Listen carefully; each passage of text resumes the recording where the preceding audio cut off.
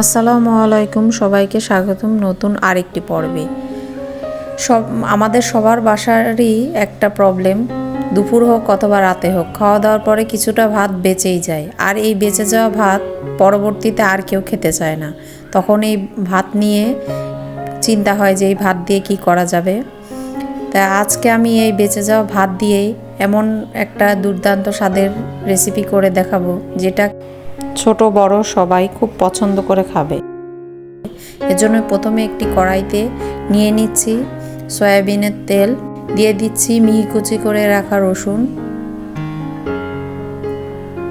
রসুনটা golden brown হয়ে আসা পর্যন্ত ভেজে নেব।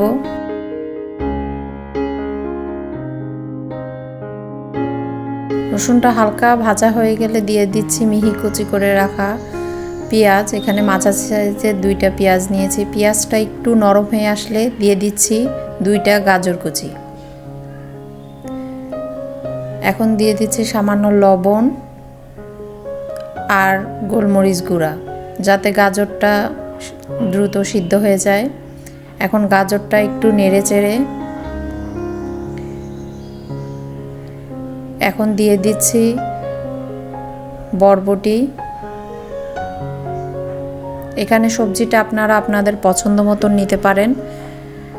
আমার কাছে এখন গাজর আর বরবটি ছিল তাই দিছি।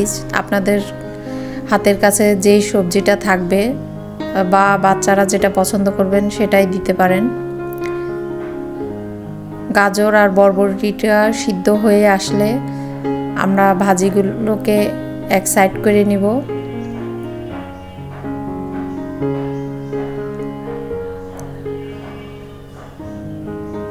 এখন মাঝের এই তেলে দিয়ে দিচ্ছি 2টা ডিম।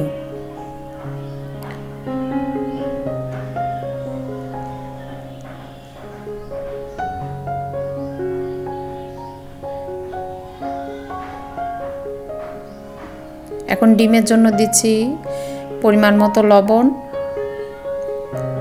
আর গোলমরিচ গুঁড়া। এখানে আমি কালো গোলমরিচ দিয়েছি, আপনারা চাইলে সাদাটাও দিতে পারেন।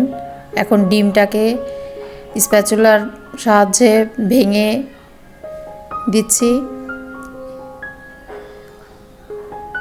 এখানে বেশি ঘন নাড়া যাবে না, একটু পরপর নেড়ে ডিমটাকে ভালো করে স্ক্র্যাম্বল করে নিতে হবে।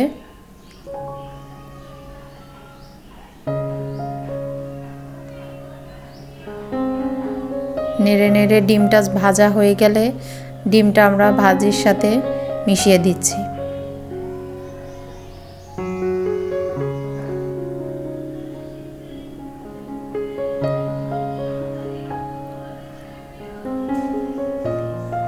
ডিমের সাথে ভাজিটা যখন পুরোপুরি ভালোভাবে মিশে যাবে,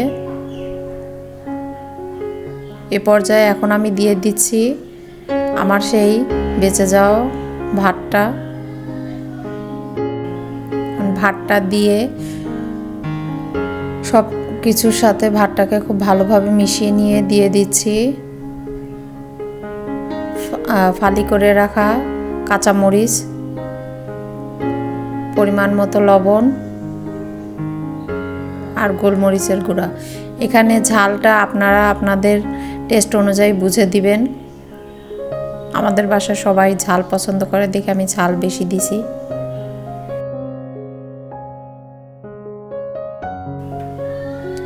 এখন ভালোভাবে নেড়ে চেড়ে ভাতটা আর সবজিটা আমরা ভেজে নেব।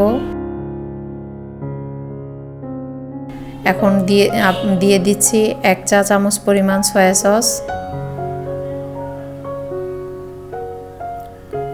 সয়া সস দিয়ে আবার সব কিছু নেড়ে নিয়ে এখন দিয়ে দিচ্ছি 1/2 চা চামচ চিনি।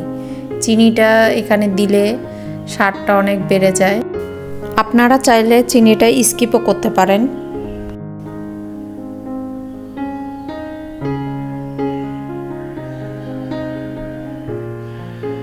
এটা একটু সময় নিয়ে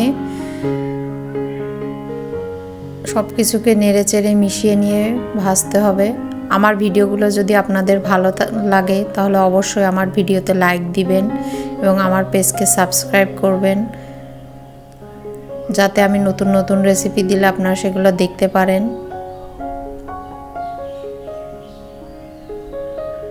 আর আপনাদের উৎসাহ পেলে আমি সামনে আরও নতুন নতুন রেসিপি নিয়ে আসব। চুলার হিটটা শুরু থেকে শেষ পর্যন্ত সবসময় হাই হিটে রাখতে হবে। হাই হিটে রাখলে সবজির কালারগুলো সব ঠিক থাকে। এই যদি এখানে জাল কমিয়ে দেয়া হয় সেক্ষেত্রে সবজির কালারটা নষ্ট হয়ে যায়। এর জন্য হাই হিটেই সব ভাতগুলো দিয়ে সবজিগুলো দিয়ে ভেজে নিতে হবে। টেস্ট করে দেখছি সব লবণ ঠিক আছে। আমি এখানে 1 প্যাকেট ম্যাগি স্বাদে ম্যাজিক দিয়ে দিলাম।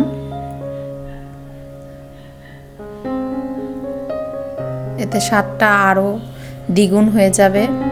এখন আমি সব কিছুকে আবারও ভালোভাবে মিক্স করে নিচ্ছি।